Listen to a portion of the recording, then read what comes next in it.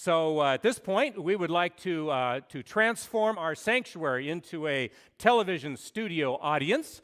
That means you have certain appropriate things to do as a studio audience. And so we would like to once again welcome our host for tonight. Please welcome with me, Oprah Sinfree. Thank you. Thank you. Well, good evening, ladies and gentlemen. Welcome back to another edition of 12 Minutes or Thereabouts. I'm your host, Oprah Sinfree, and tonight we welcome back Dr. Martin Luther in our studio tonight. But first, a word from our sponsor. Hello, my friends. Do you have dry, itchy skin? Do your hands crack unbearably in this cold winter weather? Does your loved one refuse to hold your hand from November to April because your skin is as coarse as Satan's sandpaper? Well, if that's your problem, my friends, then you need the newest product from our dear friends at Amazing Grace Products. Wash away your sins hand cream. With our special patented mix of vitamin E, God's love, angel's wings, and the blood of Christ. All you have to do is put a glob of the hand cream on your hands, rub it together, and not only will it make your hands smooth enough to hold your loved one dearly, but it'll wash away your sins miraculously. And it smells great too. Just imagine, in the simple act of applying this hand cream only twice a day, you can repair your damaged hands, repair your damaged heart, and repair your damaged life by washing away your sins. Remember, folks, wash away your sins hand cream. Get yours today.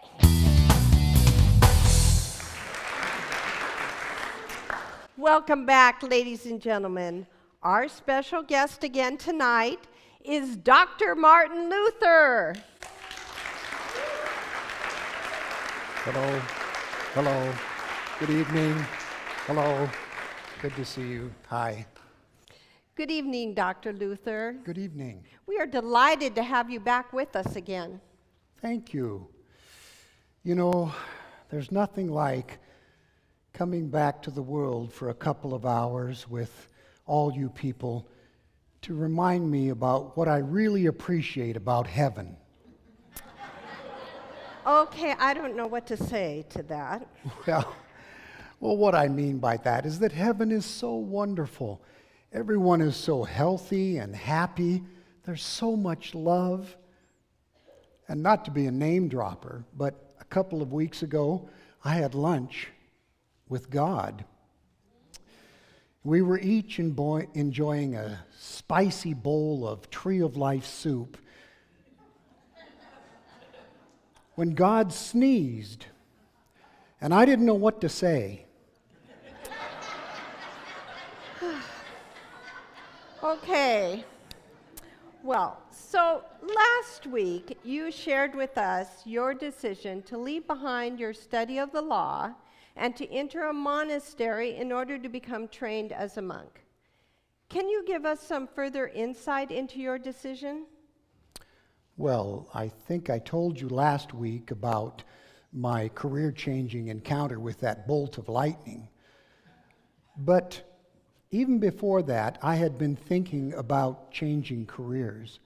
At one point, I even thought about opening a small shoe store and selling work boots for everyday use. I was going to call it Doc Martens.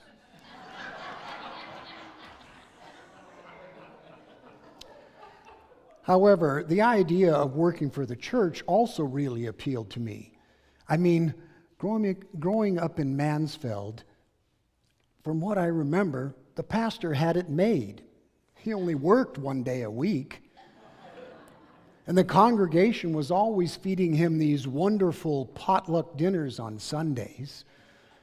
The women of the church cleaned his house twice a week and did his laundry. And the men mowed his lawn in the summer and shoveled his sidewalk in winter. Yes, I thought, that's the life for me. Surely you're joking with us now, aren't you? Of course I am. And don't call me Shirley. So, back to my question. what was the real reason you entered the monastery? Because of my sins. Oprah, I'd always been taught that God was an angry judge out to get sinners and make them spend eternity in a hell of damnation and fire and brimstone. I knew that I was a sinner, and I needed to have my sins washed away. And back then, we didn't have any of that fancy wash away your sins hand cream like you have today. So I went to St. Augustine's, the monastery, hoping to learn something about sin and about how I could get right with God. I remember one day I was walking along the riverbank there when I slipped and fell headlong into the river. And as I came up out of the water, I had the strongest urge to become a Baptist. But in the end, I stuck with Lutheran. I mean, after all, it was named after me.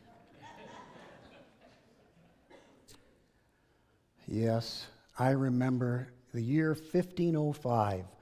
That's when I entered the monastery in July. And I remember that very well, very well, very well.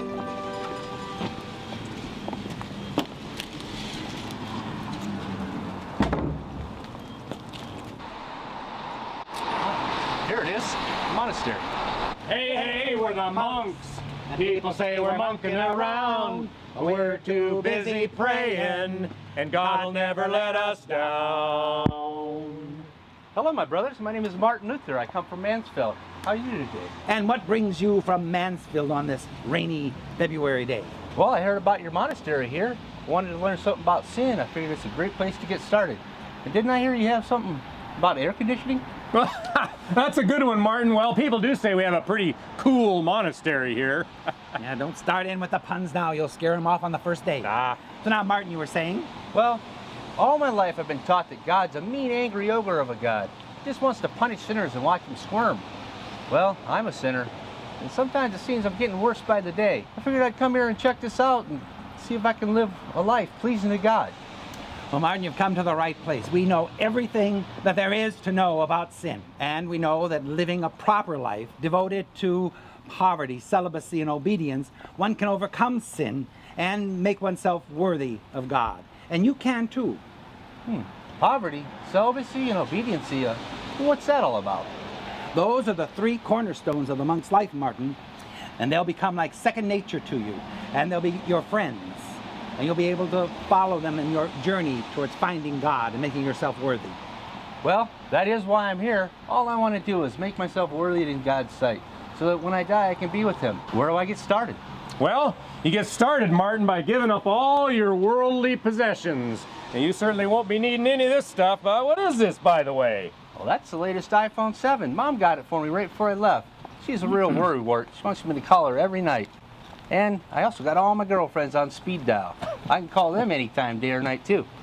Well, Martin, you won't be needing this, that's for sure, because you know what? You won't have any contact with any of your friends or any of your family outside these walls for 6 months while you go through your training.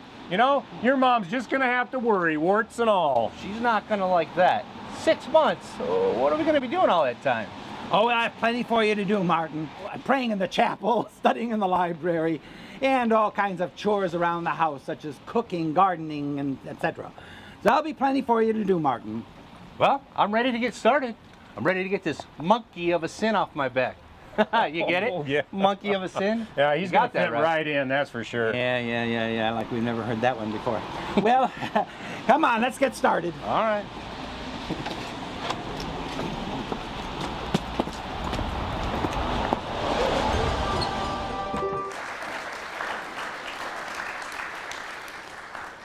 It seems like your first day at St. Augustine's was quite memorable, Dr. Luther. Yes. And I really worked hard at everything there. I prayed harder than anyone. I studied longer than anyone. I even confessed more sins than all the other freshmen combined. But I never felt as though I had done enough to get right with God. That must have been very upsetting. Upsetting? That's putting it mildly. I was at the end of my rope over this sin business more than once. And it wasn't until years later, around 15, 14, I think, I'd been a priest for several years, and by then I was also a professor at Wittenberg University. And that's when I first saw the light. Tell us about that. Well, I was all alone one day in the Black Tower at the university. I like to go up there to read and think because that's where I really felt close to God. And I was reading in my Bible in Romans chapter 1 when I came across these words in verse 17 that Paul had repeated from the Old Testament. The righteous shall live by faith. The righteous shall live by faith. Do you get it? By faith. It didn't matter. It didn't depend on what I did or didn't do. It all depended on faith. Just by putting my faith in Jesus and believing that what he did on the cross, he did for me. Faith, that's all that mattered. I didn't have to pray until my knees wore out. I didn't have to study until my eyes fell out. All I had to do was believe in what Jesus had done for me on the cross, and my sins would be forgiven, and I would be in a right relationship with God. Wow. We certainly have learned something important from you tonight, Dr. Luther. The righteous shall live by faith. My goodness, that really sounds simple, doesn't it? Yes, and I don't know why in the world it took me so long to recognize the truth. Well, ladies and gentlemen, that's our program for tonight. Join us next Wednesday for another edition of 12 Minutes or Thereabouts, when Dr. Luther will indulge us with some stories about indulgences. I'm Oprah Sinfree. Until next week, good night and God bless.